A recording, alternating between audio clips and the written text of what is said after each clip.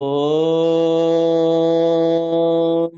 असतो मा सद्गमय तमसो मा ज्योतिर्गमय मृत्योर्मामृतं गमय। ॐ शान्ति शान्ति शान्तिः। हरि ओम। परतत्वे स्वदालीनो रामकृष्ण समाज्ञया यो धर्म स्थापन रतो वीर तं नमाम्यहम्। ओ नमः श्री यतिरायाय विवेकानंद सूरये सच्चित् सुख स्वरूपाय स्वामिने तापहारिणे कृष्णाय।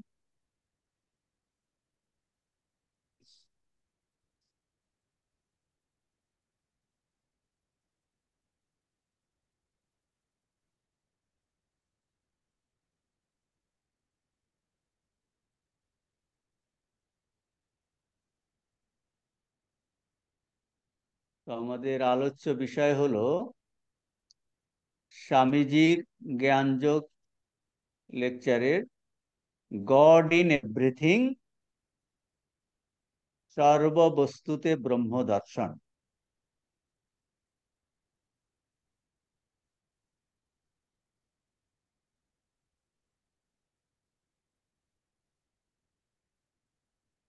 তো আমরা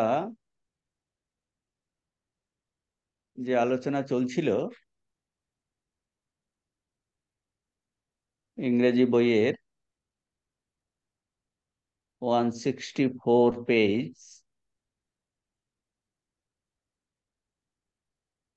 বাংলা 153, 52, 53। তো আলোচনা কি চলছিল? এগুলো সব আমাদের ক্ষেত্রে নূতন জিনিস। সর্ববস্তুতে ব্রহ্ম দর্শন, সর্বত্র ভগবত দর্শন। ভগবান ছাড়া, ব্রহ্মবস্তু ছাড়া কিছু নাই। ঋষিদের এই অনুভব স্বামীজি ধীরে ধীরে ব্যাখ্যা করছেন আমাদের। ঋষিদের মানে স্বামীজির নিজের অনুভব, ঠাকুরের অনুভব আমাদের জন্য ব্যাখ্যা করছেন। কেন? তারা আসছেন আমাদেরও ওই স্তরে নিয়ে যেতে। হ্যাঁ, এই মুহূর্তে আমাদের এই ধরনের অনুভব দর্শন নেই, কিন্তু ব্যাপারটা যে হারিয়ে গেছে তা নয়, জিনিসটা ঠিকই আছে।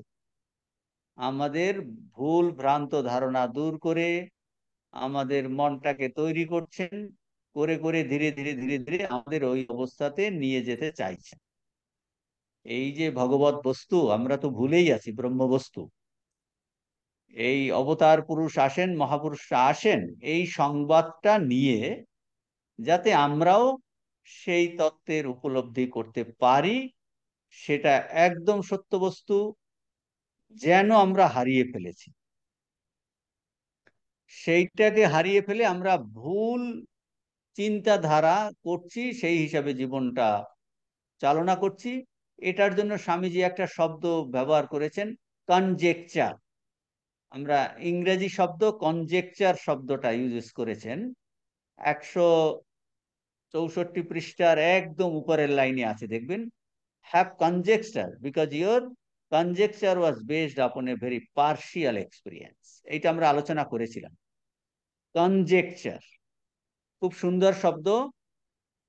কনজেকচার শব্দ একটা ওপিনিয়ন, একটা কনক্লুশন অন বেসিস অফ কি, ইনকমপ্লিট ইনফরমেশন। আমরা নিজেদের মধ্যে অনেক সময় বলি না, হাফ ইনফরমেশন দিয়ে আপনাকে কনফিউজ করে ফেলছি। তাহলে একটা আপনি কাছে কারোর কাছ থেকে শুনলেন, পার্সিয়াল একটা জিনিস শুনে একটা ধারণা করলেন, পার্সিয়াল পার্সিয়াল ধারণা, ইনকমপ্লিট ধারণা, খুব আংশিক ধারণা।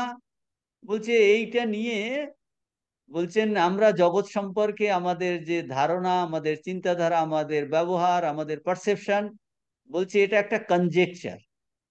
কনজেকচার মানে ইনকমপ্লিট ইনফরমেশনের উপর ভিত্তি করে আমরা করছি যে কোনো ব্যাপারেই। দেখবেন এই জন্য তো ইনডেপথে পড়াশোনা কেন করে, যে কোনো জিনিস ভালো করে জানতে চায়, প্রোজ অ্যান্ড কনস, যাতে কনফিউশন না থাকে। তো জগৎ সম্পর্কে আমাদের ধারণা এত কম, আমাদের নিজের জীবন সম্পর্কে ধারণা এত কম, তো আমরা স্বাভাবিকভাবেই এটাকে বলে কনজেকচার। আমরা একটা অনুমান লাগাই, একটা ধারণা করি। ও মানুষ বুদ্ধি, আমরা কি ভাবছি, এই মানুষ বুদ্ধি, এই এই সাড়ে তিন হাত মানুষ, আমাদের এই পঞ্চ ইন্দ্রিয় আছে, আর এই জীবনে আমরা এসি খাই দাই ঘুমাই, এই এই মানুষ। বলছি এটা হলো কনজেকচার, এটা তো ইনকমপ্লিট ইনফরমেশন তোমার কাছে আছে, বা তোমার ধারণা, এটা একটা কনজেকচার। বলছেন এই এর থেকে আরো একটা বিশাল যে মানুষের সম্ভাবনা, আর একটা তাদের আছে এক্সিস্টেন্স, সেইটা আমরা জানি না। না জেনেই মানুষ সম্পর্কে, কোনো ব্যক্তি সম্পর্কে, কোনো এই জগৎ সম্পর্কে আমরা ধারণা করি। এটা হলো কনজেকচার।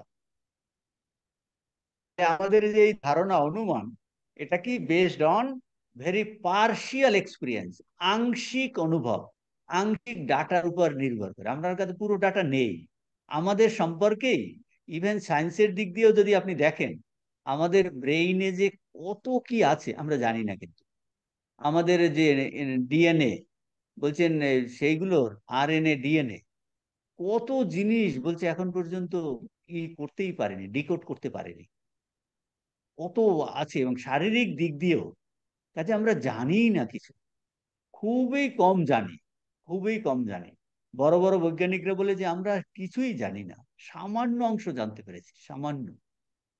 তাতেও কত কনফিউশন হয়। তো বেদান্ত বলছেন, তাহলে বেদান্ত কি বলছে, তুমি জগৎ সম্বন্ধে যে অনুমান করছো, তুমি নিজের সম্বন্ধে যে অনুমান করছো, এটা নেহাতেই ভ্রান্ত ধারণা, একটা ভুল ধারণা।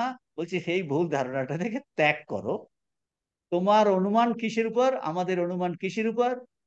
স্বামীজি বলছেন তোমার, ঋষিদেব বলছেন তোমার অনুমান মানে আমাদের অনুমান আংশিক অনুভূতির উপর নির্ভর করে, খুব সামান্য যুক্তির উপর নির্ভর করে আমরা এই ধারণা করছি। এটাকে বলছে স্বামীজি, মোটমাট কথা হলো তোমার নিজের দুর্বলতার উপরে প্রতিষ্ঠিত, দুর্বলতার উপরে প্রতিষ্ঠিত এই জগতের ধারণা। এইটা কিন্তু আমরা জেনে ফেলেছি। ঠাকুর বলছে না, যাবৎ বাঁচি তাবৎ শিখি, সখী যাবৎ বাঁচি, মানে আমি জেনে ফেলেছি এইরকম ভাব। বলছে খুবই, ঈশ্বরকে আমরা জেনে ফেলবো, বলছে অনন্তকে কি করে জানবো, তাহলে অনন্ত হয়ে যেতে হবে। কাজেই বর্তমান অবস্থাতে যখন আমাদের এই ধারণা নেই, তখন অহংকার করাটা কতটা যে বোকামি। গম্ভীরানন্দজি তো অনেক বই লিখেছেন, দেখুন আহ, স্বামীজির জীবনী, মায়ের জীবনী, তারপরে উপনিষদ গ্রন্থাবলী, কত। তো তাকে এরকম সম্বর্ধনা দেওয়া হচ্ছিল, তখন খুব মহা বড় পণ্ডিত বলে সম্মান দিল। তো সুন্দর বলতেন, বলছেন এই বিশ্ব ব্রহ্মাণ্ডের, বলছেন যে এই তার মধ্যে কত গ্রহ নক্ষত্র, তার মধ্যে পৃথিবী একটা। সেই পৃথিবীতে আমরা ভাগ করেছি আটটা মহাদেশ, সেই মহাদেশের মধ্যে একটা হলো এশিয়া। এশিয়ার মধ্যে কতগুলো কান্ট্রি, কতগুলো কান্ট্রির মধ্যে ইন্ডিয়া একটা দেশ, সেই ইন্ডিয়ার মধ্যে পশ্চিমবঙ্গ একটা প্রদেশ, সেই পশ্চিমবঙ্গের মধ্যে হাওড়া একটা ডিস্ট্রিক্ট, হাওড়া ডিস্ট্রিক্টের মধ্যে বেলুর বলে একটা জায়গা, বেলুরের মধ্যে বেলুর মঠ, সেই বেলুর মঠের মধ্যে একজন মানুষ গম্ভীরানন্দ। আমাকে কি বলছো তোমরা? আমরা ভীষণ এই বিশালকে যদি, যে এতর মধ্যে আমি কোথায়, তো তা আমি সব জেনে ফেলেছি। তিনি বলতেন আমি বিশাল বড় পণ্ডিত সেটা বলে, খুবই তার মধ্যে একজন মানুষের গম্ভীরানন্দ, তো বিশাল বড়, উনি পুরো এটাকে ইগনোর করলেন। তো আমরা যদি মনে করি যে আমরা সব জেনে ফেলেছি, তো সেইটা বলছেন যে আমাদের ধারণা আংশিক অনুভূতির উপর। আমরা যা জগৎকে দেখি তাকে বলে tip of the iceberg, tip of the iceberg. তো এইটা আমরা আলোচনা করেছিলাম যে আমাদের দৈনন্দিন জীবনের যে ধারণা, জাগ্রত, স্বপ্ন, সুষুপ্তি। এখন জাগ্রতে আছি, জাগ্রতই পুরো জানি না, তারপর স্বপ্ন, সুষুপ্তি জানি না। কাজেই নিজের সম্পর্কে ধারণা করতে গেলে তিনটে অবস্থায় জানতে হবে। তারপর আমরা যে শরীর সম্পর্কে আমরা জানি ইন্দ্রিয়, কিন্তু এর পিছনে আছে মন, মনের পিছনেও আরো সত্তা আছে যেটা আমরা এই ইন্দ্রিয়ের দ্বারা জানতে পারি না। কাজে আমাদের যদি মনে করি দেহটাই সব বা মনটাই সব, বলছে না, তাহলে এটিগুলো হবে কনজেকচার, কনজেকচার। এটা আমরা আলোচনা করেছি। এখন তাহলে বেদান্ত ঋষিরা কি বলছেন? গিভ ইট আপ, বলছে এই ধারণাটা তুমি তুমি এটাকে ত্যাগ করো। এটা কোথায় বলেছেন? এই দেখুন 152 পৃষ্ঠার মিডলে বেদান্ত বলে তুমি জগৎ সম্পর্কে যে কনজেকচার, অনুমান করেছো, বাংলা বইয়ের 152 পৃষ্ঠার একদম মাঝ বরাবরে আছে। অনুমান করে তা ত্যাগ করো। তোমার অনুমান আংশিক অনুভূতির উপর, সামান্য যুক্তির উপর, মোট কথা তোমার দুর্বলতার, নিজের দুর্বলতার উপর প্রতিষ্ঠিত। মানে দুর্বলতা কেন? দুর্বলতা বলছেন এই কারণে, কারণ আমি সম্পূর্ণটা জানি না, না জেনেই একটা কমেন্ট করছি, না জেনেই করছি। সেই জন্য বলছে তোমার নিজের দুর্বলতা। তো একজন পরীক্ষায় পাশ করতে পারেনি, পড়াশোনা, বলছে তোমার নিজের দুর্বলতা, তুমি নিজের দুর্বলতার জন্য করতে পারছো না। তার মানে আমরা আমাদের নিজের দুর্বলতা, অজ্ঞানতার জন্য আমরা এরকম একটা অনুমান করে তার সামান্য যুক্তির উপরে প্রতিষ্ঠিত। তাহলে বলছেন গিভ ইট আপ। 164 পৃষ্ঠাতে আছে, the world we have been thinking so long, the world to which we have been clinging so long. Clinging মানে যে জগতে আমরা আসক্ত, আমরা একটা গ্রস ওয়ার্ল্ডে আসক্ত, সেইটাকেই ফাইনাল রিডিং ভেবেছি, ফাইনাল রিডিং ভেবেছি, তাতে আসক্ত সো লং। এ বলছেন it is a false world of our own creation. আমরা যেভাবে ভাবছি, আমি যেভাবে ভাবছি, সেইভাবে জগৎটা এইরকম, এইটুই। বলছে না, it is a false world of your own creation. তো আমরা এতদিন জগৎকে যেরূপ ভেবেছিলাম, এতদিন জগতে, যে জগতে আমরা আসক্ত ছিলাম, তা আমাদের নিজেদের সৃষ্ট মিথ্যা জগৎ মাত্র। মানে রং রিডিং, মিথ্যা জগৎ মানে মানে রং রিডিং, ফাইনাল রিডিং নয়, পার্শিয়াল রিডিং। তো ওটাকে ত্যাগ করতে বলছেন। তাহলে বেদান্ত আমাদের কি বলছেন? Give it up. কোনটা গিভ ইট আপ? যে আমরা যে জগতে নিজের সৃষ্ট, যে জগতে আমরা আসক্ত, যে রং রিডিং, ভুল ধারণার, সেইটাকে ত্যাগ করতে হবে। তাহলে ত্যাগ করে কি করতে হবে? বলছে জগতের প্রকৃত স্বরূপটা জানো, তুমি ঠিক ঠিক রিডিংটা নাও। আমরা বলতে থার্মোমিটারে আপনি জ্বরে রিডিং নিচ্ছেন, ঠিক না? এটা কি জ্বর অনেক বেশি, তার বলছে জ্বর কম। তার মানে ঠিক রিডিংটা নিতে হবে যে কোনো ক্ষেত্রেই, এক্সপেরিমেন্টের ক্ষেত্রে, এর ক্ষেত্রে, সব ক্ষেত্রেই ঠিক রিডিং। তাহলে সেইটা বলছে জগতের প্রকৃত স্বরূপটা তাহলে জানতে হবে। যেমন সেইটাই বলছেন, চোখ খুলে দেখো, আমরা যেভাবে এতদিন জগৎকে দেখছিলাম, প্রকৃতপক্ষে সেই রকম জগতের অস্তিত্ব ছিল না। কেন? আর আমরা বলছে, স্বামীজি বলছে আমরা স্বপ্নে ওই রকম দেখছিলাম, স্বপ্নেতে। এই 152 পৃষ্ঠার ওই ফার্স্ট প্যারাগ্রাফে, এই এখানটায় দেখে যে প্রকৃত আমরা স্বপ্নে ওইরূপ দেখে দিয়েছিলাম, মায়ায় আচ্ছন্ন হয়ে আমরা ওইরূপ দেখছিলাম। তার মানে কি, আমাদের বর্তমান অবস্থাটা একটা ভ্রমের অবস্থা, একটা যেন ই পুরো ঘোরের মধ্যে আমরা আছি, সেটা বলছে স্বপ্ন। বলছে স্বপ্নে ওইরূপ দেখছিলাম, বর্তমান অবস্থা যেন স্বপ্নের অবস্থা। আমরা উল্টো জিনিস দেখে সেইটাকে ঠিক রিডিং ভাবছি। তা তা যে জ্ঞান বর্তমানে স্বপ্নের জ্ঞান, সেটা ভ্রান্ত জ্ঞান, ভ্রান্ত বোধ, যেখানে আমরা বহু জিনিস দেখছি, আহ, অথচ স্বপ্ন থেকে জেগে উঠলে দেখছি সেসব কিছু নেই। সেই রকম এই আমাদের ঘোরটা কেটে গেলে, জ্ঞান উদয় হলে, তখন দেখবো এই রকম জগতের অস্তিত্ব নাই। সেটা কি ঠিক জিনিসের তখনই ধারণা হবে। কিন্তু ঋষির ধারণা এখানে আলোচনা করছেন যে আমরা নেশার ঘোরে মায়ায় আচ্ছন্ন হয়ে ওইরূপ আমাদের ভুল হচ্ছিল। কেন ভুল হয়? ভুল হয় যেমন আপনি ধরুন আপনার মাথা ধরেছে, তখন কিছু একটা পড়ছেন, শুনছেন, শুনে কাজ করতে, আরে ভুলে গেলাম তো এটা, শুনিনি। তার মানে আপনার একটা ঘোরের মধ্যে আছেন, তখন ঠিক ঠিক ভাবে আপনি শুনতে পাননি করে, ও আচ্ছা আচ্ছা, আমি তো ভুল শুনেছি, তখন মনটা অন্যদিকে ছিল বা মাথাটা ধরেছিল, ঠিক বুঝতে পারিনি, সেই রকম আর কি। বলে মায়ায় আচ্ছন্ন হয়ে ওই ঘোরের মধ্যে যেন আমরা ওই ভ্রম হচ্ছিল। Give it up, give it up, open your eyes and see that as such it never existed, it was a dream, Maya.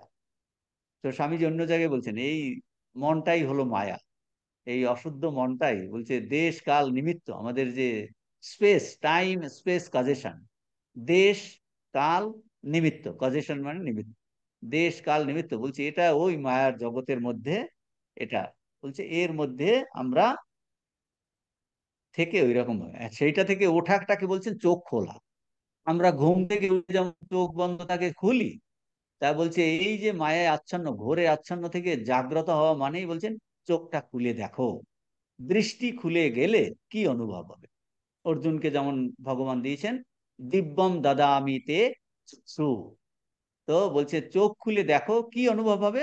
Page number 164, what existed was Lord, বলছে যখন আমাদের এই জ্ঞানটা জাগবে, যেমন ঠাকুর বলছেন মাইরি বলছে আমি ভগবান ছাড়া কিচ্ছু জানি না, সর্বত্র ভগবান, সর্বত্র চৈতন্য, সব দিকে ফুল ছুটছেন, কোন দিকে দেবেন না, বলছে সেই থেকে পূজা উঠে গেল, সব চেতন দেখছেন।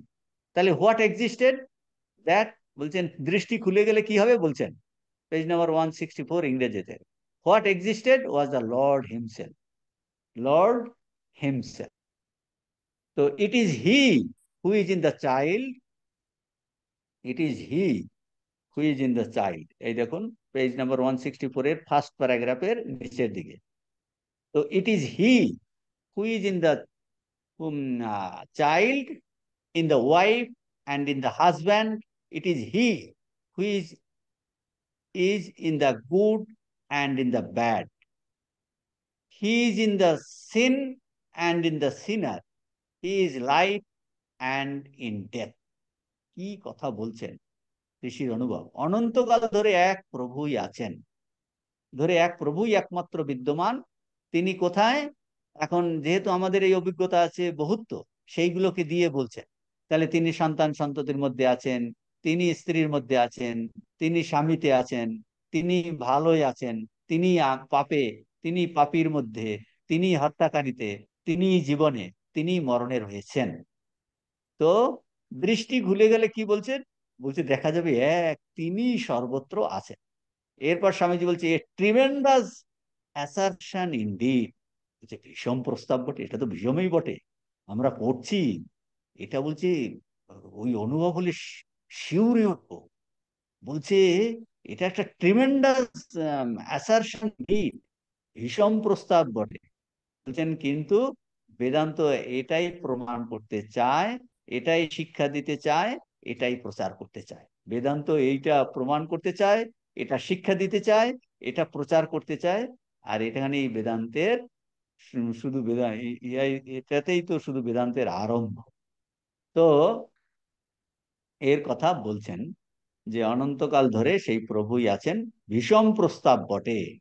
এর কারণ হলো, ভীষণ কেন বলছেন ট্রিমেন্ডাস অ্যাসারশন, কারণ এখন আমাদের যাদের বলছেন সাধারণ মানুষ, আমাদের এই অভিজ্ঞতা নেই, এই অনুভব নাই, কিন্তু তাহলে আমরা ওখানে কি করে যাব, সেই জন্যই তারা এই অনুভব রেখে গেছেন, যে আমরা বেদান্ত ঋষিদের এই মহাপুরুষদের অবতার পুরুষদের যে অনুভব, সেইটার প্রতি আমাদের বিশ্বাস শ্রদ্ধা রেখে, শাস্ত্রে বর্ণিত অনুভব শ্রদ্ধা রেখে আমরা যদি এইভাবে নিজেদের জীবনটা গঠন করে, তখন কি হবে, ওই নিজেরা সেইভাবে পাল্টাবো। অতএব আমাদের উচিত হলো তাদের কথাতে, তাদের অনুভবে প্রগাঢ় বিশ্বাস রেখে, শাস্ত্রেতে শ্রদ্ধা রেখে, ওই দৃষ্টিতে জগৎকে দেখা, ব্রহ্ম দৃষ্টিতে সবকিছুতে দেখা, অর্থাৎ আমাদের জীবনকে, আমাদের ব্যবহৃত সমস্ত বস্তু ও সম্বন্ধে, আমাদের যে পরস্পরের সম্বন্ধ, তাতে ওই দৃষ্টিতে দেখা,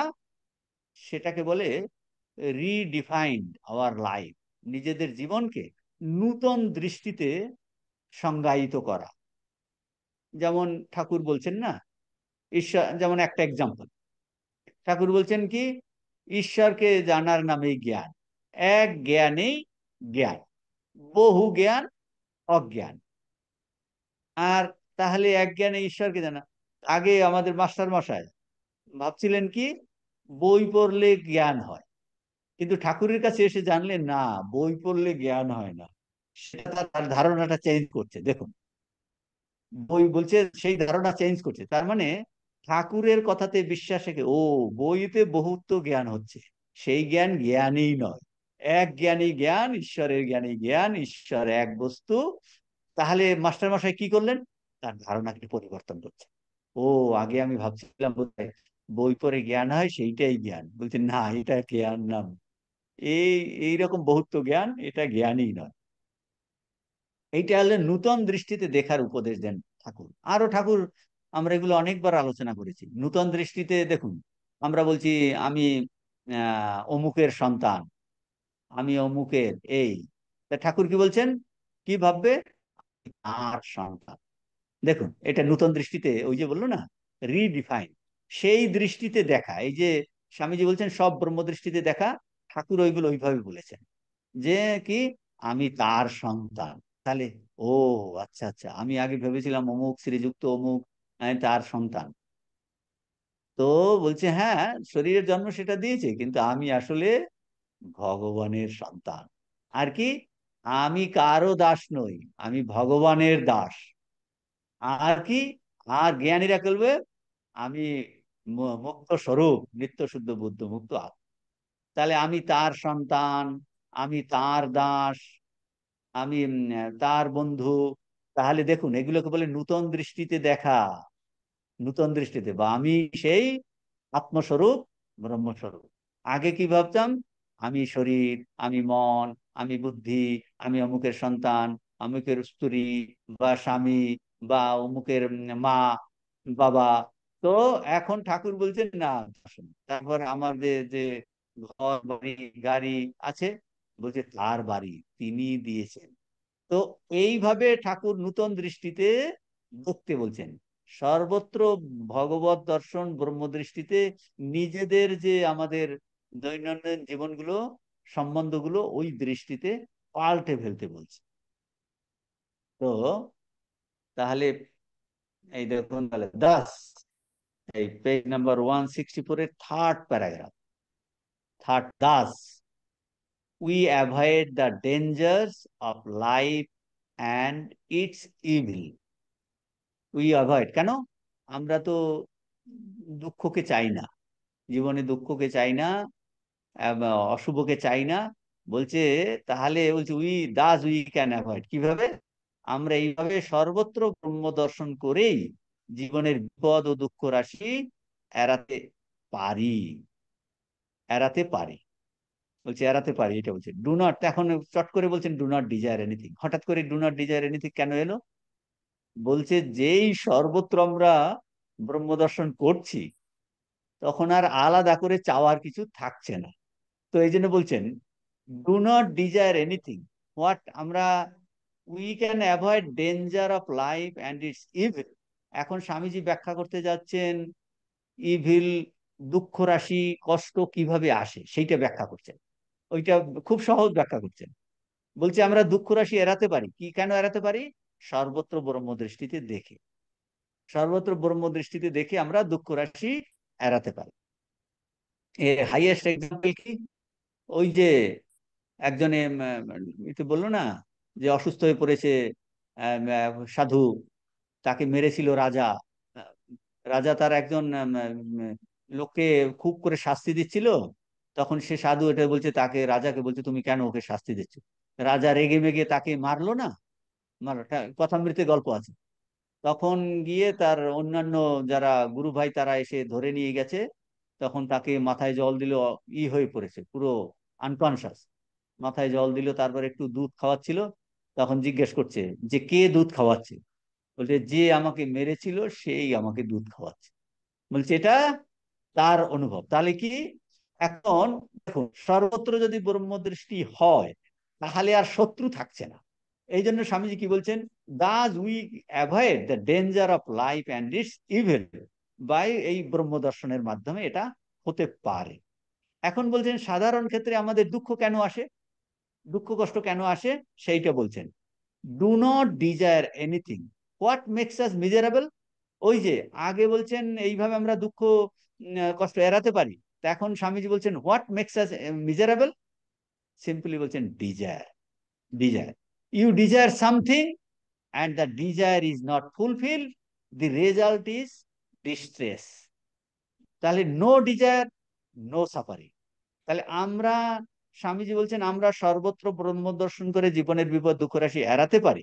এখন স্বামীজি সেটা ব্যাখ্যা করছেন যে দুঃখ কেন আসে, বলছে আমাদের অসু আমাদের অসুখী বা দুঃখী করে কিসে, বলছে বাসনাতে, উই আর আওয়ার ডিজায়ার। আমাদের অসুখী দুঃখ করে আমাদের আমাদের মধ্যে, স্বামীজি বলছেন তোমাদের মধ্যে কিছু বাসনা আছে, আর আর সে অভাব আছে, আর সেই অভাব পূরণ করার জন্য পূর্ণ হচ্ছে না, তার ফলে কিন্তু দুঃখ। দেখুন সিম্পল, দুঃখ কেন হয়, বাসনা থেকে। অর্থাৎ আমার কিছু বাসনা আছে, সেইটা যদি পূরণ না হয়, বাসনা মানে অভাব, অভাব। আমার যদি আপনার কাছে এখন জল তেষ্টা পেয়েছে, জল যদি থাকে আপনি সঙ্গে সঙ্গে জল খেয়ে নিন। তো এখন আপনার কাছে জল নেই, আমি ছোট্ট উদাহরণ দিচ্ছি, এখন প্রচন্ড জল তেষ্টা পেয়েছে, আপনাকে উঠে কিন্তু জল আনতে যেতে হবে, মানে আপনার জলের অভাব আছে বলে আপনি জল আনতে যাবেন। সেই রকম যে আমাদের দুঃখ দুঃখী কিসে করে, বাসনাতে। কিছু আমার বাসনা আছে, সেই অভাব পূর্ণ হচ্ছে না, তার ফলে কিন্তু দুঃখ। স্বামী যেটা এখানটায় বলছেন, এটাই বলছেন দুঃখ। এখন ফল হলো দুঃখ, এখন কানেক্ট করছেন দেখুন এইটার সঙ্গে connect. If there is no desire, তাহলে যদি বাসনা না থাকে, দেয়ার ইজ নো সাফারিং, তাহলে দুঃখ নাই। আপনার যদি বাসনা না থাকে তাহলে দুঃখ নাই। এখন এই জিনিস আসছে, এখন বলবেন যে কি বলবেন, but here too there is danger of my being misunderstood, so it is necessary to explain what I mean by giving up desire and becoming free from all misery. Free all misery. এখন একটু আগের প্রসঙ্গে চলে যাচ্ছি, এটা নতুন জিনিস বোঝাচ্ছেন স্বামীজি। আমরা আগের প্রসঙ্গে চলে যাচ্ছি মানে ওই যে বললাম যে তাহলে give it up, give it আপের প্রসঙ্গে আরেকটু চলে যাচ্ছি। এই যে কি কি গিভ ইট আপের আরেকটা অর্থ, যে তোমার এই ভুল ধারণাটা তুমি ত্যাগ করো। এইটা স্বামীজি বলছেন যে তোমরা জগৎ সম্পর্কে যে তোমার যে ধারণা, সেটা তোমার এই আংশিক অভিজ্ঞতার উপরে, তখন বলছে গিভ ইট আপ, সেই আংশিক ধারণাটা তুমি ত্যাগ করো। এখন এই ত্যাগের অর্থের প্রসঙ্গে আসছি, তারপরে এখানটায় আসবো, আবার আসবো। এটা কোথায় আছে, এটা উপনিষদের ওই দ্বিতীয় ওই প্রথম মন্ত্রেতেই আছে। ঈশাবাস্যমিদং সর্বম যৎকিঞ্চ জগৎ তেনা ত্যক্তেনা, তেনা তা গিভ ইট আপ বলেছে তো, তেনা ত্যক্তেনা মা গৃধ কস্ব স্বিদ্ধনম, তেনা ত্যক্তেনা ভুঞ্জিথা। ভুঞ্জিতা কথার অর্থ কি, নিজেকে বাঁচাও, নিজের আত্মাকে রক্ষা করো, নিজের আত্মস্বরূপকে বাঁচাও, আত্মস্বরূপকে রক্ষা করো, প্রোটেক্ট ইয়োরসেলফ। কিভাবে বাঁচাতে হবে, বলছে কিভাবে বাঁচাতে হবে, বলছে ত্যাগের দ্বারা, ত্যাগতে না, ত্যাগের দ্বারা নিজেকে বাঁচাও। ওই যে স্বামীজি বলছেন না, গিভ ইট আপ, ভুল ধারণাটা তুমি ছেড়ে দাও, জগৎ সম্পর্কে ভুল ধারণাটা ছেড়ে দাও, গিভ ইট আপ। তাহলে গিভ ইট আপ মানে ত্যাগের দ্বারা, তাহলে কি হবে, তেনা ত্যক্তে না ভুঞ্জি থা, নিজেকে বাঁচাও, নিজের আত্মস্বরূপকে বাঁচাও, ত্যাগের দ্বারা নিজেকে বাঁচাও। এখন এই ত্যাগ মানেটা কি, এই দেখুন এখন আসবে ত্যাগের অর্থ কি। অ্যাকচুয়ালি আসক্তি ত্যাগ। আমরা এখন কোথায় আমাদের আসক্তি, বলছে দেহেতে, টাকাতে, সম্পদে, আত্মীয়তে, আমাদের ডেজিগনেশনে, পদে, নামে, যশে, কিন্তু আমাদের আসক্তি। আসক্তি মানে আমি সেটা চাইছি। বলছে এই আসক্তির জন্যই তুমি আসলে কিন্তু মরছো। বলছি আসক্তি ছেড়ে দিলেই বাঁচবে। প্রোটেক্ট ইয়োরসেলফ, নিজেকে বাঁচাও, নিজের আত্মস্বরূপকে বাঁচাও বলছি। যদি আমি বাংলাতে করি, প্রোটেক্ট ইয়োরসেলফ, নিজের আত্মস্বরূপকে বাঁচাও। তার মানে আমি যদি আমার আসক্তি থাকে এই জিনিসগুলোতে, বলে তাহলেই তুমি মরছো কিন্তু। আর তুমি যদি আসক্তি ত্যাগ করতে পারো তাহলেই তুমি বেঁচে যাবে। মানে এইভাবে আমার আত্মস্বরূপকে আমি বাঁচাতে পারবো, অর্থাৎ কি না, আত্মস্বরূপকে বাঁচাতে পারবো অর্থ কি, আত্মস্বরূপে স্থিতি লাভ হবে, স্থিতি লাভ হবে। তা এটা কেন এই প্রসঙ্গটা এখন নিয়ে এলাম, কারণ এই গিবিটা স্বামীজি বলছেন সেটা হলো তেনা ত্যক্তেনা ভঞ্জিথা। বলছে আসক্তি ছেড়ে দিলে কি হবে, তুমি বাঁচবে, তুমি ইউ উইল বি প্রোটেক্টেড। বলছে দেখুন, বলছে এখন আমরা যেন আনপ্রোটেক্টেড। কেন আনপ্রোটেক্টেড? আনপ্রোটেক্টেড কেন? বলছে চতুর্দিকে আমি বাসনার জালে জড়িত, সেই জন্য আনপ্রোটেক্টেড। বলছে তাহলে প্রোটেক্ট ইউর সেলফ। বলছে এখন আমরা আমাদের আত্মস্বরূপের স্থিতি নাই। বলছে সেইটাই তো মৃত্যু। মৃত্যু কাকে বলে? আত্মস্বরূপকে না জানা, আত্মস্বরূপে স্থিতি লাভ না করাটাই হলো মৃত্যু। তাহলে বলছে তেনা ত্যক্তেনা ভুঞ্জিতা, নিজেকে বাঁচাও। বাঁচাও মানে কিভাবে বাঁচাবো? আসক্তি ত্যাগ করে। আর আসক্তি থাকলে থাকলে আমরা কিন্তু মরছি। সেই জন্য বলছে এইভাবে বাঁচাতে হবে, আসক্তি ত্যাগের মাধ্যমে। তাহলে কি হবে? আত্মস্বরূপে স্থিতি লাভ হবে। আত্মস্বরূপে স্থিতি লাভ, সেটাই হলো ত্যক্তেনা ভঞ্জিতা, ত্যক্তেন।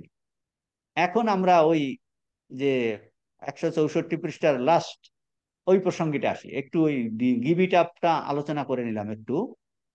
এখন গিভ ইট আপ বলতে বলছে বাসনা ত্যাগ কর। এইমাত্র স্বামীজি কি বললেন? বাসনা ত্যাগের প্রসঙ্গ আসছে তো। If there is no desire, 164 পৃষ্ঠার একদম লাস্টে আছে দেখুন, if there is no desire there is no suffering. বলছি আপনার যদি বাসনা না থাকে তাহলে আপনার দুঃখ কষ্টও নাই, নো সাফারিং। অভাব না থাকলে দুঃখ থাকবে না। আমি অভাবগ্রস্ত বলেই আমি সেটা চাই, পাই না বলে আমার দুঃখ হয়, কষ্ট হয়। আর যদি আমার এরকম অভাব না থাকে, চাহিদা না থাকে, অপূর্ণ ভাব না থাকে, তাহলে আমার দুঃখ কষ্ট হবে। এখন স্বামীজি বলছেন but here too there is danger of my being misunderstood. এই দেখুন, সূক্ষ্ম জিনিস বোঝাচ্ছেন।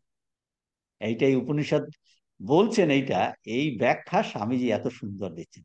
বলছে এখানেও এটা ভুল বোঝার একটা প্রচন্ড আছে, ভুল বোঝার সুযোগ, মানে ভুল বোঝার এইখানটার সম্ভাবনা।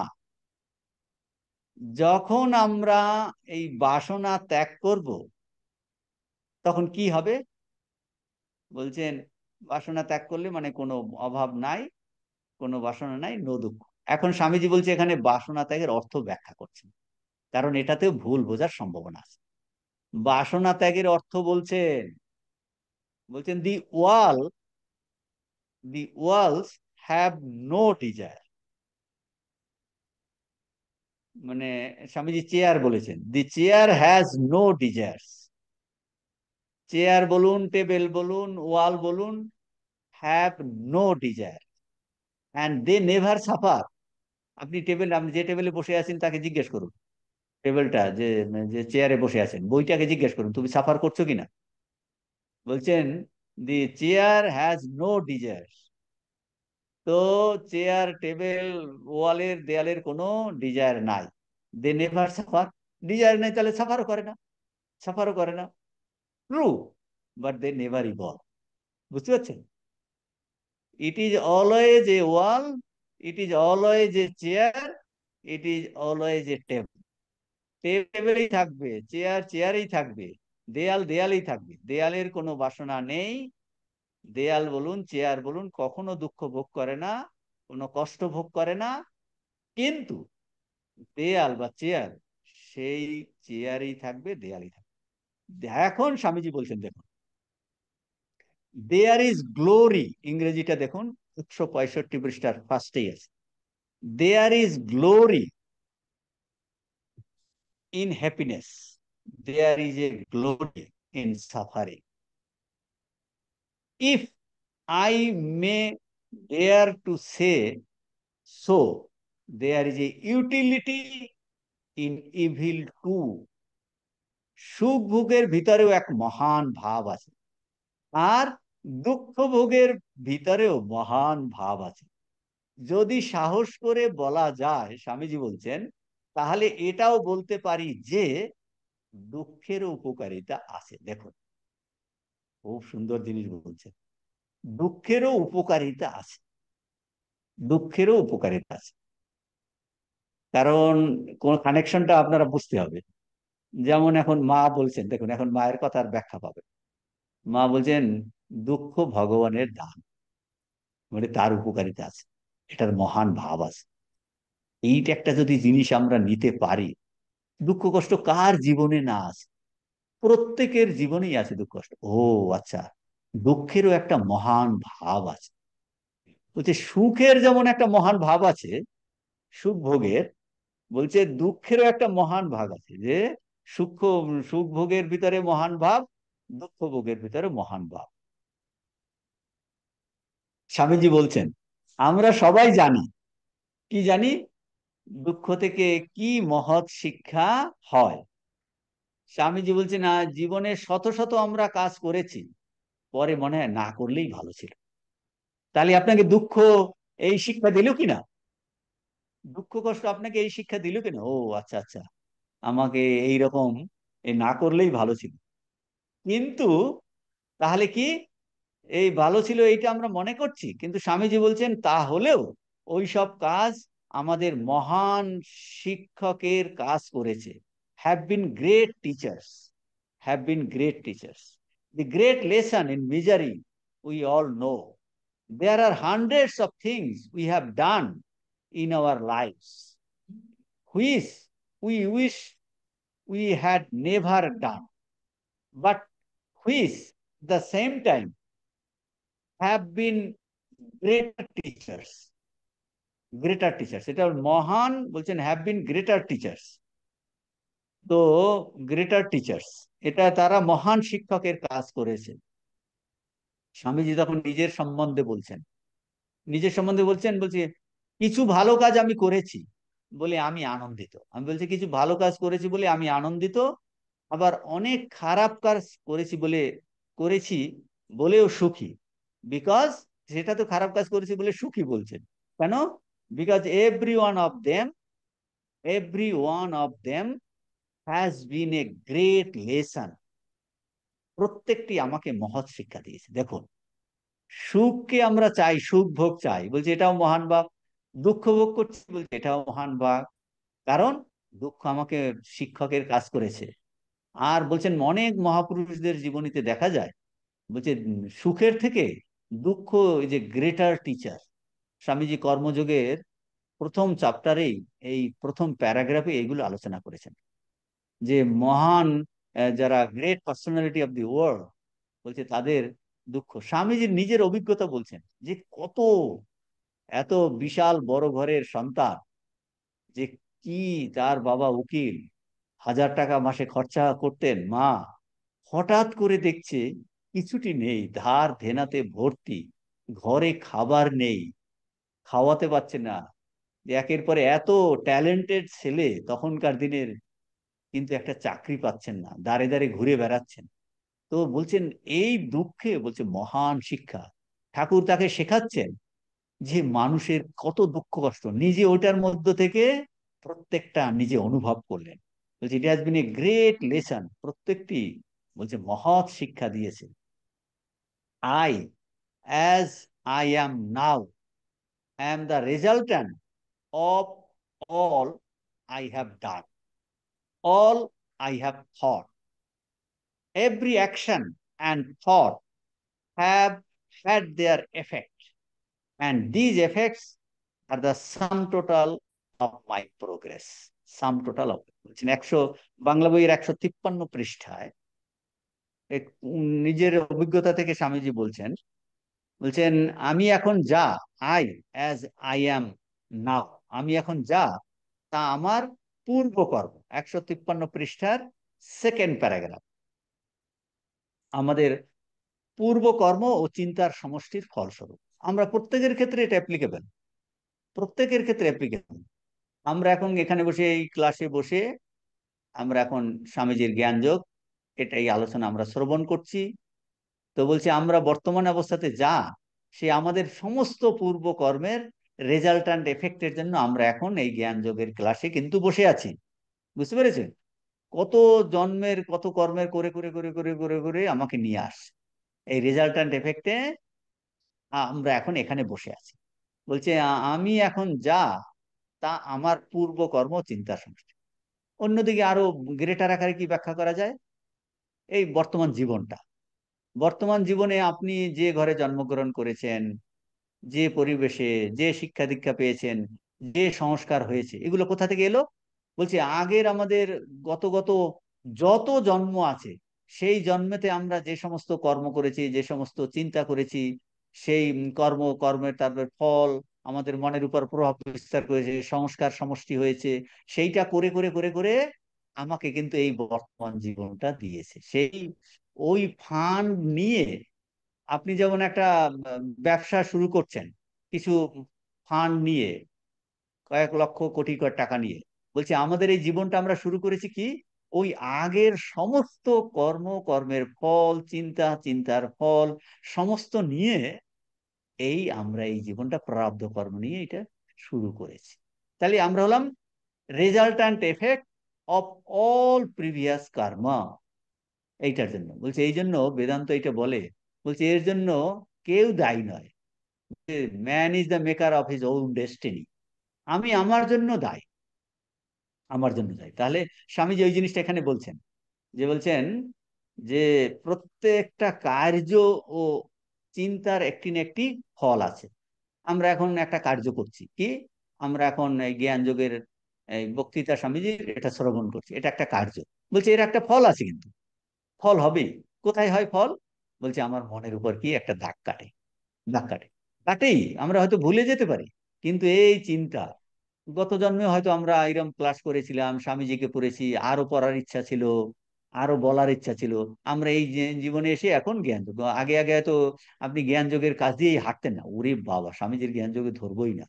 এখন তা কিন্তু একবার শুনে ফেলেছেন একটু, এখন আবার এসে জ্ঞান যোগ আমরা শুনছি, বা বিবেক চূড়ামণি আমরা শুনছি, বা আমরা চ্যান্টিং করছি, চ্যান্টিং এ আগ্রহ আসছে, বা আমরা চ্যান্টিং মুখস্থ করছি, উপনিষদ পড়বো, শুনবো, চ্যান্টিং করব, মেমোরাইজ করবো, এটা ভাবিনি কখন। ওই আগের আমাদের কর্মসমষ্টি ঠেলে ঠেলে এনে আমাকে এই জীবন দিয়েছে, আমি এখন এই জীবনে এইটা করছি। তো বলছেন প্রত্যেক কার্য ও চিন্তার একটা না একটা ফল আছে, আর এই ফলগুলির সমষ্টি আমার এই অগ্রগতি, আমার উন্নতি। ওই ফলগুলির পক্ষে তার ফলেই আমার এই উন্নতি বা অগ্রগতি। এখন তাহলে এতক্ষণ স্বামীজি কি করলেন? এতক্ষণ স্বামীজি বাসনা থেকে যে দুঃখ হয়, দুঃখ কষ্ট ভোগ হয়, তা ভোগ করতে হয়, সেই বিষয়ে আলোচনা করছিলেন। যে এসবের মাধ্যমে কি হয়, স্বামীজি বলছে এসবের মাধ্যমে মানুষের উন্নতি হয়, প্রোগ্রেস হয়, উন্নতি হয়, দুঃখ থেকেও মানুষ মহান শিক্ষা পায়। ব্যাপারটা বোঝা গেল? তার মানে দুঃখ এলে, ও আচ্ছা আচ্ছা, দুঃখ আসে না, এটা আমার শিক্ষক একজন আসে, মহান শিক্ষা আমাকে দিচ্ছে। দেখুন এইগুলো সিক্রেট। যে দুঃখ, এতক্ষণ ওইটা আলোচনা করছিলেন, বাসনা থেকে দুঃখ কষ্ট হয়। বলছে যদি তুমি বাসনা না করো তাহলে দুঃখ কষ্টও নাই। তাহলে কি তুমি টেবিল চেয়ারের মতো হয়ে যাবে নাকি? টেবিলেরও দুঃখ নাই? বলছে টেবিল টেবিলেই থাকবে। তুমি তো জীবন, তুমি জীবন্ত একটা বস্তু, তাহলে তোমার কিন্তু বাসনা থাকবে। বাসনা থাকলে তোমার দুঃখ হবে। বলছে এই দুঃখটা তোমার শিক্ষক, তোমার কিন্তু সুখ ভোগ হবে, সুখটা তোমার শিক্ষক। বলছে এটা মহান শিক্ষা আমরা এর থেকে পাবো। বলছে এই দুটোরই দরকার আছে। অর্থাৎ কিনা স্বামীজি বলছেন যে এসবের মাধ্যমে আমাদের উন্নতি হয়, বিকাশ হয়, প্রোগ্রেস হয়, উন্নতি হয়। দুঃখ থেকে মানুষ মহান শিক্ষা পায়। অতএব যেটা থেকে শিক্ষা পায় তার উপকারিতা আছে। ও আচ্ছা, টিউশনি পড়তে যায়, শিক্ষা বলছে, তাহলে তো উপকারিতা আছে, টিউশনি অনেকে যাচ্ছে। বলছে ও আচ্ছা আচ্ছা, তাহলে দুঃখেরও উপকারিতা আছে, কারণ শিক্ষা পাচ্ছি। শিক্ষা পাওয়ার ফলে আমার কি হচ্ছে? আমার উন্নতি হচ্ছে। শিক্ষা পাওয়ার ফলে আমার কি হচ্ছে? আমার বিকাশ হচ্ছে। তাহলে দুঃখের পেয়ে, দুঃখ তাহলে আমার শিক্ষা হলো, তাহলে যেটা থেকে আমি শিক্ষা পেলাম তার উপকারিতা আছে বলতে হবে। দেখুন নূতন দৃষ্টিভঙ্গি দিচ্ছে কিনা, দেখুন। দুঃখ থেকে আমরা পালাতে চাই, হ্যাঁ, দুঃখ এড়াতে চাই। অ্যাকচুয়ালি শুধু দুঃখ এড়াতে চাই না, বেদান্ত কি বলবে এটাও আমরা ফুটনোটে বলে রাখি। বেদান্ত সুখ দুঃখ দুটোর পারে যেতে বলে, কিন্তু জেনারেলি আমরা দুঃখ এড়াতে চাই। কিন্তু বেদান্ত বলবে আরে সুখ দুঃখ এটার একটা এক পিঠ আর ওপিঠ। এগুলো আমরা আগে ব্যাখ্যা করেছি না, যে যেটাই সুখ সেটাই একটু বেড়ে গেলে অসুখ হয়ে যায়। আপনি ভালো লাগছে যে জিনিস খাচ্ছেন, আমরা অনেক উদাহরণ আগে দিয়েছি, খেতে খেতে এই শরবত খাচ্ছেন, 1 গ্লাস 2 গ্লাস ভালো লাগবে, 2 গ্লাস ভালো লাগবে, 3 গ্লাস বড় জোর, তারপরে খুব ভালো লাগছে, সেইটাই আপনার দুঃখের কারণ হয়ে যাচ্ছে। বুঝতে পারছেন? আপনি একটা গাড়ি কিনলেন, বাহ বেশ ভালো হলো। দুটো গাড়ি কিনলেন, ঠিক আছে, অল্টারনেটিভে যেই 4-5টা গাড়ি হলো, আপনি মেনটেন করতে পারছেন না, ঝামেলা হচ্ছে, বলছে এক গাদা কোনো লক্ষ্যই রাখতে পারছেন না, এক গাদা বাড়ি আপনার কোনোটাই নষ্ট হয়ে যাচ্ছে। আপনার বাড়িতে ধরুন 100 শাড়ি আছে, সেটা মেনটেন করতেই আপনার দুঃখ কয়েকটা। তো বলছেন যেটা সুখ আসে এটাই দুঃখতে রূপান্তরিত হয়ে যায়। তার মানে সুখ আর দুঃখ আলাদা নয়। আমরা দুঃখকে এড়াতে চাই, কিন্তু বেদান্ত বলবে বেদান্ত কিন্তু সুখ দুঃখের দুটোর বাইরে গিয়ে আনন্দ, এটা ব্লিস, সেটা চায়। কিন্তু এখন কি বলছেন, দুঃখটার উপকারিতা আছে। সাধারণ অর্থে বলছেন দুঃখের উপকারিতা আছে। আমাদের, আমরা পূর্বে যেসব সৎকর্ম অসৎকর্ম করেছি, শুভ কর্ম অশুভ কর্ম করেছি, ভালো মন্দ কর্ম করেছি, সেই সমস্ত কার্যের ফলের সমষ্টি স্বরূপ বর্তমান অবস্থা প্রাপ্ত হয়েছি। এইটা স্বামীজি কনক্লুশন করলেন। শুধু আমাদের বর্তমান অবস্থাটা শুধু এই দুঃখ থেকে আসেনি, শুধু সুখ থেকে আসেনি, সমস্ত কর্মের সৎ অসৎ কর্মের।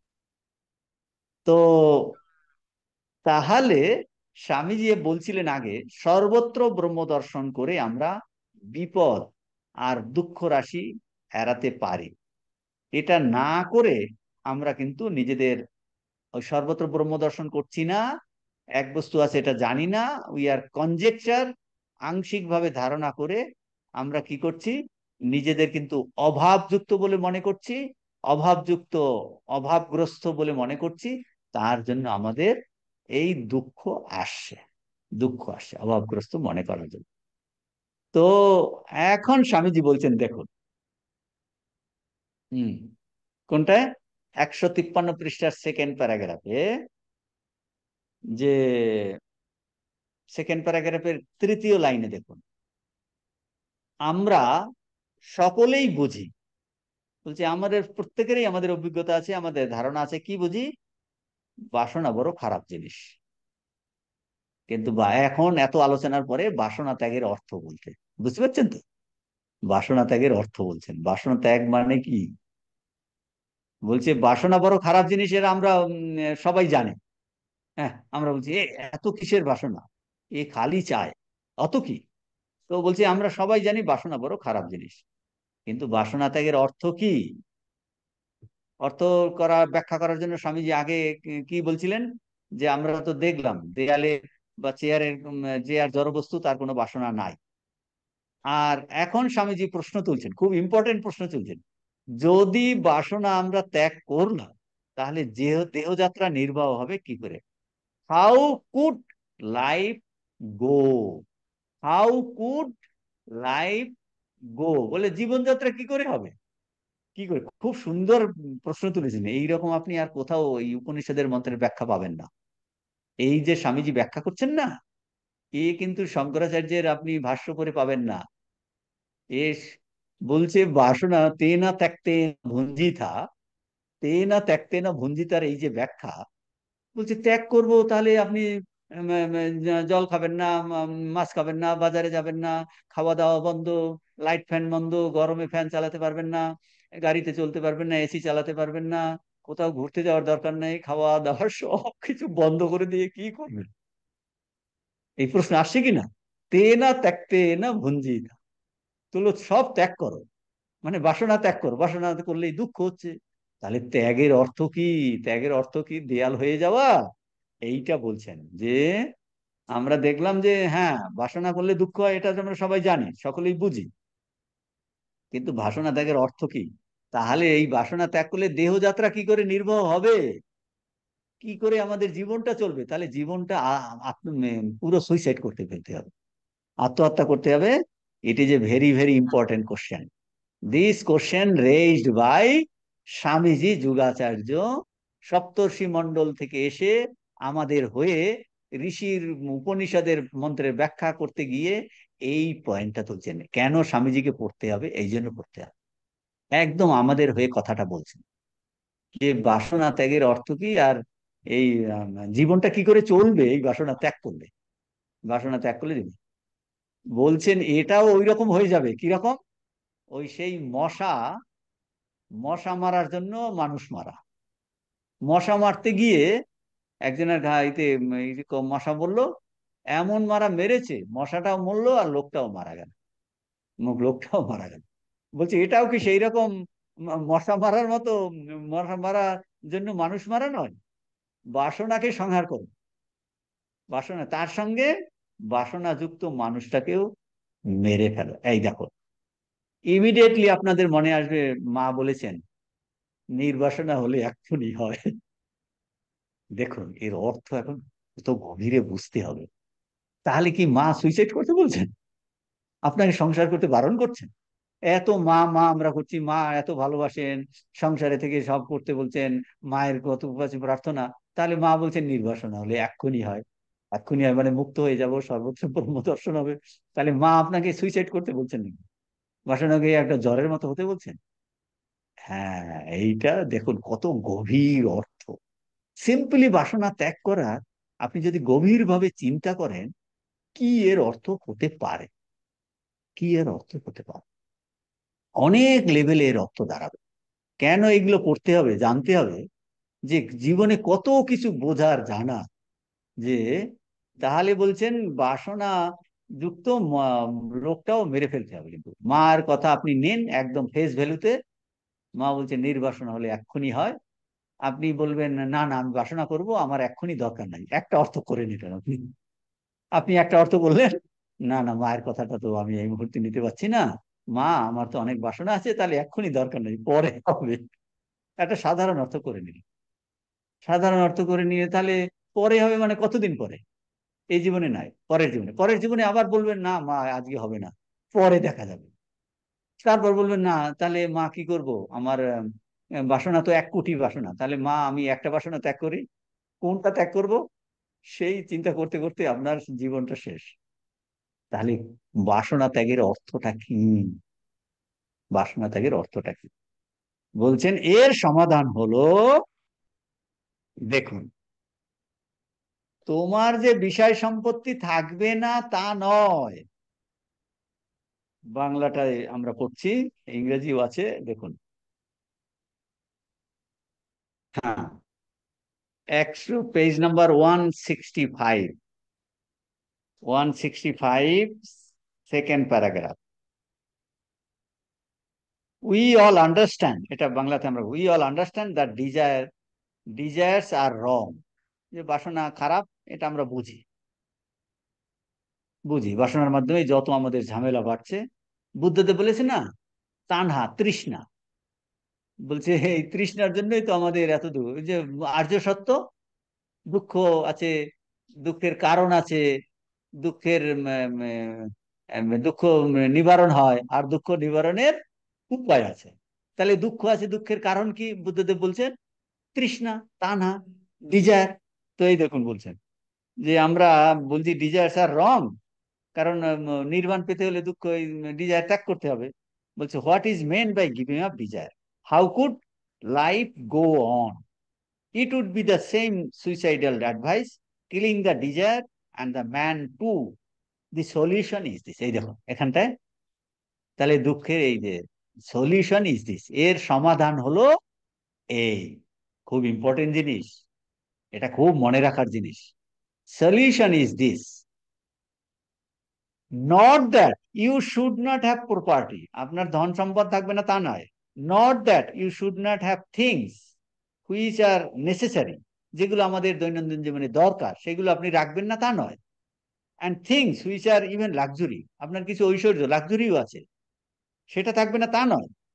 Have all that you, all that you want and more. বলছে যেগুলো এগুলো দরকার তুমি তুমি এগুলো নাও এবং বেশিও নিতে পারো।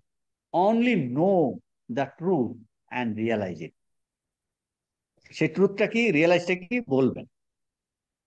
তো বলছেন যে তোমার যে বিষয় সম্পত্তি থাকবে না তা নয়, যা কিছু তোমার আবশ্যক এমনকি অতিরিক্ত জিনিস তুমি রাখতে পারো, তাতে কোনো ক্ষতি নাই। Only no the truth. বলছি তোমার ওই ভুল ধারণার উপর ভিত্তি করে এইগুলোকে নিও না, আংশিক ধারণার উপর ভিত্তি করে নিও না। বলছে সত্যটা জানো, ঋষিদের কাছ থেকে শেখো, সেইটা জানার চেষ্টা করো, সেইভাবে জীবনটা দেখো। বলছে only know the truth and realize it, এবং এইটাকে অনুভব করার জন্য যথাসাধ্য চেষ্টা করো। কারণ সত্য জানার একটা আগ্রহ তো তোমার থাকা উচিত। বলতে চাইছেন সত্যটাকে তুমি জানবে না, এই জীবনটাকে এরকম হালকা করেই চালিয়ে দেবে। অন্য ক্ষেত্রে তুমি সত্য জানতে চাইছো, সে এক্ষেত্রে সত্যটা জানবে না। জীবনের সত্যটা কি, আপনি একটা মেডিসিন কিনতে গেলেন, মেডিসিন আপনি সত্যটা জানছেন, যেটা ঠিক ঠিক মেডিসিন দিয়েছে কিনা, এর এক্সপায়ারি ডেট পেরিয়ে গেছে কিনা, আপনি সত্যটা জানতে চাইছেন। আপনি বললেন কোথায়, এক্সপায়ারি ডেট তো লেখা নেই, আমি এই ওষুধ নেব না। কোথায় দেখান আপনি, আপনি সত্যটা জানতে চান কিনা, জানতে চান। টাকা নিচ্ছেন যে ফেক টাকা কিনা, আপনি সত্যটা জানতে চান কিনা, জানতে চাই। সেই রকম বলছে তুমি এই জীবনটা পেয়েছে, এই জীবনটা সত্যটা জানবে না। Only you know the truth and try to realize it. এবং সেটা অন্য একজনে বলেছে, হ্যাঁ না না ওটা এক্সপায়ারি, ওষুধটার এক্সপায়ারি ডেট আছে, ওটা শেষ হয়নি। বলে কোথায়, লেখা নেই। আপনি একজন শুনেই নিয়ে নিলেন, আপনি বলছেন না আমি নিজে দেখতে চাই, রিয়ালাইজ ইট, এইটা বলেছেন। যে only know the truth and realize it, প্রথমে এই জিনিসটা জানো, ঠিক ঠিকটা। ও ভগবানই আছেন, সর্বভূতে ব্রহ্মই আছে, ঋষিদের অনুভব, ঠাকুরের অনুভব, এটা প্রথমে আমরা শ্রবণ করলাম, তারপর মনন করলাম, তারপর রিয়েলাইজ করার জন্য নীতিধ্যাসন করলাম। এইটা বলছে দেখুন, know only know the truth and realize it. কিন্তু তোমার প্রথম, অর্থাৎ স্বামীজি বলছেন প্রথম ও প্রধান কর্তব্য এই যে সত্যটাকে জানতে হবে, প্রত্যক্ষ করতে হবে, প্রত্যক্ষ করতে হবে। সত্যটা কি, এরপরে বলছে প্রত্যেকটা কি। দেখো কিভাবে কানেক্ট করছেন স্বামীজি, মন্ত্রে, একটা মন্ত্রের ব্যাখ্যা চলছে সেই প্রথম থেকে এত পৃষ্ঠে আমরা কতগুলো ক্লাস নিয়ে নিলাম, যে একটা মন্ত্র কি আমাদের জীবনের সঙ্গে তার ইমপ্লিকেশন, কিভাবে আমাদের চিন্তাধারা করতে হবে, কি এর অর্থ। বলছেন পেজ নাম্বার 166, ইংলিশ, যে wealth does not belong to anybody. দেখুন এখন কানেকশনটা দেখুন। বলছেন এই যে 166, একদম ট্রুথ অ্যান্ড রিয়েলাইজ, তারপরে আছে একদম প্রথম line, wealth does not belong to anybody. তারপর কি বলছেন Swamiji, have no idea proprietorship, possessorship, you are nobody nor am I nor anybody else, all belongs to Lord, because the opening verse told us to put the Lord in everything. দেখো সত্যটা কি আমাদের জানতে বলছে, wealth does not belong to anybody. এই ধন সম্পদ যেটাতে তুমি আসক্ত, টাকা, ধন, সম্পদ, সৌন্দর্য, গাড়ি বাড়ি, পদ, যা কিছু, বলছে এই ধন সম্পদ কারো নয়। কোন বস্তুতে কোন পদার্থের স্বামিত্ব, স্বামিত্ব মানে প্রপারেটরশিপ, ওনারশিপ ভাব রেখো না। তুমি কেহ নও, আমিও কেউ নই, কেউ কিছু নন। দেখুন ট্রুথটা জানতে বলছে। এই বলছেন কি, মা গৃধ কস্য সিদ্ধনম ঈশাবাস্যমিদম সর্বম যৎকিঞ্চ জগত্যাম জগত তেন ত্যক্তেন ভুঞ্জিথা মা গৃধ কস্যচিৎ ধনম। কি সুন্দর বলছেন, বলছে এই ধন সম্পদ কারো নয়। আর কোন কারো নয় সেই জন্য বলছে তাহলে তুমি প্রপ্রাইটরশিপ মনে করো, নিও না, স্বামিত্ব ভাব রেখো না। বলছেন তুমিও কেউ নও, আমিও কিন্তু কেউ নই, কেউই কিছু নয়। তাহলে কি? অল বিলং টু লর্ড, সবেই প্রভুর বস্তু। কোথায় বলেন? বলছে দেখুন ঋষির অনুভব।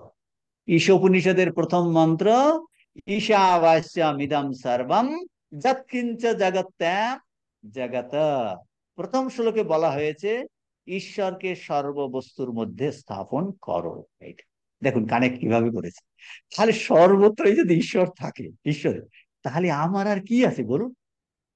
এই আপনি সামনে ঈশ্বর, পিছনে ঈশ্বর, ডানে ঈশ্বর, বামে ঈশ্বর, আপনার ভিতরে ঈশ্বর, বলছি সবই তো। আপনার বাড়ি, আপনার ঘর, আমাদের বাড়ি, আমাদের ঘর, আমাদের আশ্রম, আমাদের যা কিছু, সব বলছে ঠাকুরের। এই সঙ্গ হলো ঠাকুরের শরীর। বলছে সমস্ত কিছু ভগবানের, তাহলে আমার আমার তো আর থাকতে পারে না। কেন? বলে ঋষির এই অনুভব।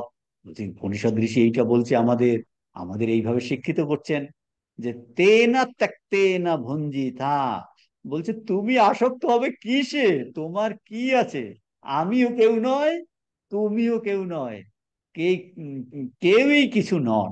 ঈশাবাস্যামিদং সর্বম যৎকিঞ্চ জগতে, যা কিছু আছে এই আমার, আমি জ্ঞান জ্ঞেয় জ্ঞাতা, ধ্যান ধেয় ধ্যাতা, প্রমাণ প্রমেয় প্রমাতা, বলছে যা কিছু, বলছে এভরি, সর্বত্র ঈশ্বর, পুরো জগৎটাই ভগবানের। বলছেন আমি কেউ নই, তুমিও কেউ নয়। তাহলে সত্যটাকে এই জানতে হলে কি করতে হবে? আসক্তি ত্যাগ করতে হবে। বলছে এই সত্যটা উপলব্ধির জন্য কি দরকার? বলছেন যেহেতু এটা ভগবানের, তাহলে তোমার আর আসক্তি কেন করবে তুমি বাবা? তাহলে আসক্তি ত্যাগ করো। তেনা ত্যক্তেনা ভুঞ্জিথা। বলছেন আসক্তি ত্যাগ। আর আসক্তি ত্যাগ কেন? বলে আমার বলে কিছু নাই তো, সে আরো আসক্ত হবে। আপনি এখন বাড়ি যাচ্ছেন, বাড়ি গিয়ে, আচ্ছা, ও গাড়িতে উঠলেন, ও এই গাড়িটা, আচ্ছা গাড়িটা ভগবানের না? তার মানে এই নয়, এখন দেখুন এতে প্রশ্ন আসবে, গাড়িটার এখন আপনার এই তেল নাই, ডিজেল নাই, তাহলে ভগবানের গাড়ি তেল ডিজেল ভরাবেন কিনা, বা সেটাকে রিপেয়ারে দেবেন কিনা? বলছে হ্যাঁ, সেইটাই। বলছে সেবা বুদ্ধিতে তুমি করো, তার পূজা হিসাবে করো, আমার আমার বলে করো না। এই দেখুন কিভাবে এর অর্থ এইভাবে নিতে হবে। তার মানে গাড়িটাকে আপনি ফেলে দেবেন, আপনার সাইকেলটাকে ফেলে দেবেন, আপনার ভালো জামাটা ফেলে দেবেন, এটা ফেলে দেবেন তা বলেনি। বলছে এভরিথিং বিলং টু গড। বলছে তখনই আপনি ঠিক ঠিক প্রত্যেকটা জিনিসের নজরদারি করতে পারবেন। ও আমি, আই বিলং টু গড, এই থিংস বিলং টু গড, সমস্তটাই ভগবান, সব ভগবানময়। বলছেন তাহলে আসক্তি ত্যাগ কেন? আমার বলে কিছু থাকছে না, কেননা পুরো জগৎ প্রভু, আমার নয়। এই জ্ঞানে আসক্তি ত্যাগ হবে, তবে সত্য উপলব্ধি হবে। এইটা আমাদের করতে বলছে। তেনা ত্যক্তেনা ভুঞ্জিতা। জানেন ঋষিরা, আমাদের অনুভব হয়নি, কিন্তু এই দৃষ্টিতে চিন্তাধারা করতে বলছে, এই দৃষ্টিতে করছে বলছে। আমার বস্তু, এই চিন্তাতেই আমাদের আসক্তি, আর তাতেই আমরা মরছি। ওই যে বললাম নিজেকে বাঁচাও, বাঁচাও মানে তাহলে আমরা মরছি। নিজেকে বাঁচাতে বলেছে, আর তোমার আত্মস্বরূপ স্থিতি, কিভাবে আমরা মরে যাচ্ছি? বলছে যেই তুমি আসক্ত হচ্ছ, আমার আবার বলছো, তখনই তুমি মরছো, ইউ আর ডাইং। তুমি যেন মরে যাচ্ছ, তুমি ভয়ে কুকড়োচ্ছ। তো বলছেন আমরা এই আসক্তিতে আমরা মরছি। তাই বলছেন আসক্তি ত্যাগ করে যত ইচ্ছা বস্তু গ্রহণ করো না কেন, কোনো সমস্যা নাই, কিন্তু বস্তু ভগবানের নয়, এটা আমার। এই ভাব থেকেই যত দুঃখ অশান্তি আসে। এই দেখুন এখন দুঃখ কি করে আসছে, কানেক্ট করুন, এইভাবে কানেক্ট করতে হবে। যেই আমি বলছি ভগবানের নয়, আমার, আমার এই ভাব থেকেই যত দুঃখ। যেই আমার, তাহলে অন্যটা আমার নয়, তার মানে আমার অভাব আছে, সেই থেকে আমার দুঃখ হয়ে গেল। আর সমস্ত কিছু ভগবানের, তাতে আমার জিটু আছে, এটা ভগবানের। ও অন্য আর একটা বস্তু, বলছে সব এভরিথিং বিলং টু গড। তো বলছেন, ঋষি বলছেন কস্যচিৎ ধনম, ধন এর অর্থটা কি? ধন আবার কার? ধন আবার কার মানে সম্পদ আবার কার, মানে বলতে কি চাইছেন? বলছে সম্পদ কারো নয়। অর্থটা কি? বলছে এভরিথিং বিলং টু লর্ড, সমস্ত কিছু ভগবানের। বলছে কারো নয়, সব ধন ভগবানের। এইভাবে জীবন যাপন করো, এইভাবে আমাদের জীবন যাপন করতে বলছেন। তাহলে তুমি তোমার সত্য উপলব্ধি হবে। তোমার এই সত্য উপলব্ধির পথে তোমার প্রোগ্রেস হবে, তোমার জীবনের বিকাশ হবে। বিকাশ হবে। আমরা জীবনে বিকাশ চাই কি না? প্রত্যেকেই আমরা জীবনে বিকাশ, কিন্তু কিভাবে হবে আমরা জানি না। ঋষি এসে এই উপনিষদের মন্ত্র ব্যাখ্যা করে আমাদের জীবনের প্রোগ্রেস, জীবনের বিকাশ কিভাবে হবে, বলছে এই দৃষ্টিতে তুমি জীবনটাকে চালাও। এটাই বলছে ভগবানকে ধরে সংসার করো, ভগবানকে ধরে সংসার করো, তাহলে তোমার মনের বিকাশ হবে। তুমি ধীরে ধীরে এই দিকে এগিয়ে যাবে। দেখো, ঠাকুরের কথা স্বামীজির কথার মধ্যে কোনো তফাৎ নেই। জ্ঞানযোগ বলছে ওই এক কথা ব্যাখ্যা করছেন, এইভাবে জীবনযাপন করো, সমস্ত কিছু ভগবানের। তোমার আবার কি, ধন কারো নয়, কারো ধনে তুমি লোভ করো না। কিসে কার ধনে তুমি লোভ করবে? সমস্ত ঠাকুরের উদাহরণ আমরা পরের ক্লাসে আলোচনা করব। আপনারা প্রশ্ন কিছু আছে? আজকে এখানে শেষ করব। পরের ক্লাসে ঠাকুরের আরো উদাহরণ দিয়ে আমরা এটা আলোচনা করব।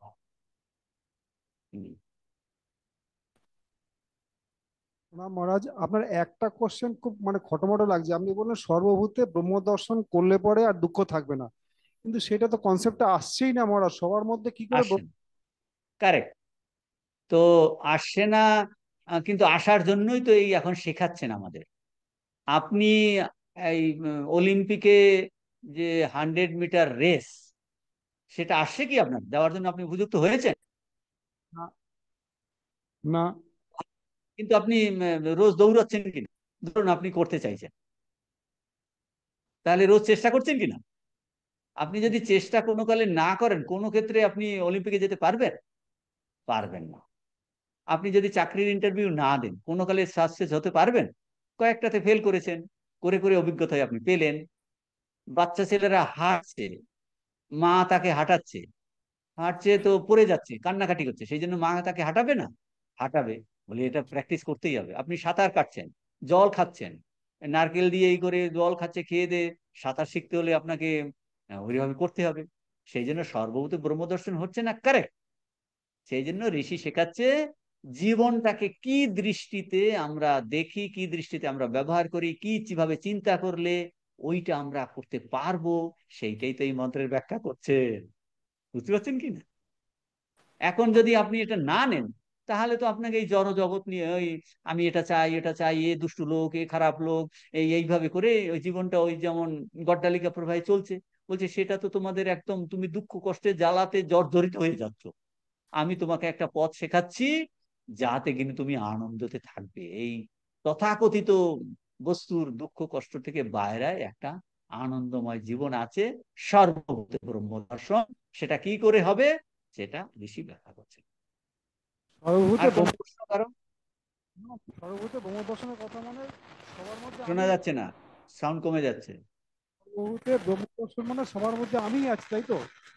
সবার মধ্যে ভগবান আছে, ব্রহ্ম বস্তু আছে, এক চৈতন্য আছে।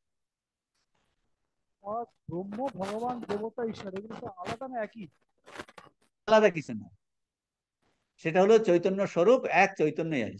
ঠাকুরের অনুভব যে এক চেতন দেখছি, চৈতন্য, চৈতন্য রূপিণী। বলছে চিন মৃন্ময় কোথায়? চিন্ময়ী গো, চিন্ময়ী গো। আর সমস্ত এখন ব্রহ্ম আমাদের, দেখছি সবার, ব্রহ্ম দেখছি মানে সবার মধ্যে নিজেকেই দেখা তো? হ্যাঁ, সেই নিজটা কি? নিশ্চয় হলো আত্মস্বরূপ। সেটা হলো সর্বভূতেষু চাত্মানাম, আত্মা। নিজেকে দেখছি মানে আমার এই কাঁচা আমিটা নয়, যে তখন তার আত্ম উপলব্ধি হয়ে গেছে, সর্বত্র সে নিজেকে দর্শন করছে। এটা একটা আচ্ছা। আছে। আচ্ছা, মানে আরেকটা কথা হলো, ব্রহ্ম, ঈশ্বর, দেবতা এরা কি সব আলাদা আলাদা না সব একই? ব্রহ্ম আর ঈশ্বর একই বস্তু। দেবতা বলতে আমরা সাধারণত বলি একটা ডিপার্টমেন্টাল ইনচার্জ। এই যে আচ্ছা। বৃষ্টি দেবতা, বরুণ, যেমন minister, water minister, education minister, একটা একটা ডিপার্টমেন্টে, বুঝতে পারছেন কিনা? সেই জন্য দেবতা বলতে আমরা ডিপার্টমেন্টাল ইনচার্জ বলি। আচ্ছা মহারাজ, তাহলে বিরাট আর হিরণ্যগর্ভটা কি তাহলে মহারাজ? মহারাজ আবার বিরাট আর হিরণ্যগর্ভ একটার মধ্যে অন্যটা কেন নিয়ে আসছে? বিরাট বিরাট বিরাট, হিরণ্যগর্ভ, ঈশ্বর, এইগুলো উপাধি নিয়ে ওই এক বস্তুই, সেইটাই তো বললাম। উপাধি নিয়ে আলাদা হয়ে যায়। আপনি এখন এখানে ছাত্র, বাড়িতে গিয়ে ছেলের বাবা, ক্লাবের আপনি সেক্রেটারি, একজন ব্যক্তি কিনা? বুঝে এক গেছি। ব্যক্তি কিনা? ঠিক ঠিক ঠিক। এক ব্যক্তি এখানে এখন ছাত্র, বয়স বেশি হয়ে গেছে তাও ছাত্র আমি, আপনি ছাত্র। তারপর বাড়িতে যাবেন, আপনার যদি মা থাকে, সে খোকা বলে ডাকছে, খোকা বলে ডাকছে, তার কাছে আপনি ছেলে, ক্লাবের আপনি সেক্রেটারি, অফিসে আপনি বড় বাবু, একই লোক তো, একই লোক। সেই রকম ব্রহ্ম, ব্রহ্ম, ঈশ্বর, ওই বিরাট, হিরণ্যগর্ভ, এই উপাধির জন্য ওই রকম স্থূল উপাধিতে বিরাট, সূক্ষ্ম উপাধিতে হিরণ্যগর্ভ, কারণ উপাধিতে ঈশ্বর, কোন উপাধি নাই, ব্রহ্ম। এক ব্রহ্মই কয়েক ধরনের পোশাক পরে ওই রকম এসেছে, আচ্ছা। তাহলে অবতার পুরুষ। বুঝতে বুঝতে পেরেছি। পারছেন? তো মহারাজ, ওই রকম। দেবতা বলতে কাদের বোঝায়? দেবতা আপনি তো বলতে বললেন একটা প্রশ্ন করবেন, এখন কন্টিনিউ করে লাস্ট যাচ্ছেন লাস্ট, যে দেবতা বলতে কাদের বোঝায় মহারাজ? দেবতা, হুম? দেবতা বলতে কাদের বোঝায়? হ্যাঁ, আপনি বললেন ডিপার্টমেন্টাল হেড যারা, তারা দেবতা, মানে কোন ডিপার্টমেন্টাল। কাকে কাকে দেবতা হ্যাঁ, বলা? আপনি সরস্বতী দেবতার কাছে আপনি যদি লোক চান, টাকা পয়সা চান, পাবেন? কি করে হবে? সেই রকম এইগুলো আমাদের ওই রকম নিজের মানের মানের জন্য আমরা দেবতা করে রেখেছি। ইন্দ্র, বরুণ, জলের দেবতা, অমুক দেবতা। কিন্তু একটা ভাব আছে, আমার মন যদি পাল্টে যায়, ও, ওই আমার ইষ্ট দেবতাই এই দেব দেবী রূপে এসেছেন, তখন সেটা ভাব পাল্টে। তখন আর আমরা তাকে এই আমাকে শুধু লক্ষ্মী দেবী ধন দেবেন বা উনি বিদ্যা দেবেন এইভাবে আর দেখি না, যে সর্বত্র ওই একই চেতন সত্তা। এটা ঠিক খুব আছে। উচ্চ অবস্থা। কিন্তু জেনারেলি দেবতা বলতে আমরা এক একটা সে কথা বুঝি। ঠিক আছে আজকে এই মহারাজ। পর্যন্ত থাক। ওম শান্তি শান্তি শান্তি। হরি ওম তৎসৎ। শ্রীরামকৃষ্ণার্পণমস্তু।